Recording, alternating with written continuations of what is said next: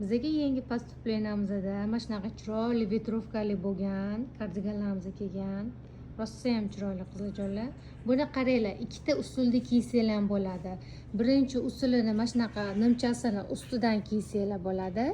Ikkinchi usulida nimchasini ichidan kiyib, mana shu bo'lmasini kardigani ustidan kiysanglar bo'ladi. Hozir unisini ham ko'rsataman. Uzunligi modelimizning uzunligi 70 sm.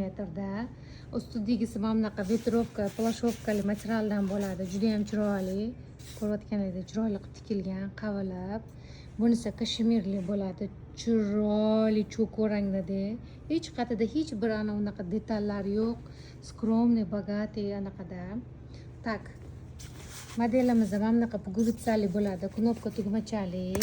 Mana ochilishi. Ustidagisini yechib tashlaganda qizlar mana shunaqa chiroyli stoyka yoqali. Yoqasi vязанный materialdan, vязка bo'ladi. Mana shunaqa chiroyli yoqa, до конца zamugli bo'ladi.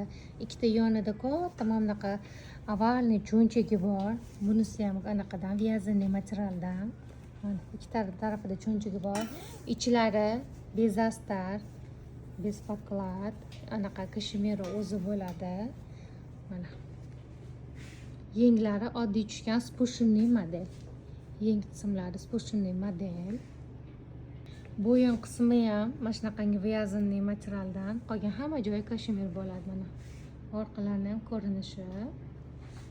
Bu ikkinchi usul bo'ladi. Qaranglar qizlar, ветровкani ichidan kiyasizlar, ustidan bu kardiganini kiyasizlar. Shundan zamogini taqasizlar, xohlasanglar ichib qo'ysanglar ham bo'ladi.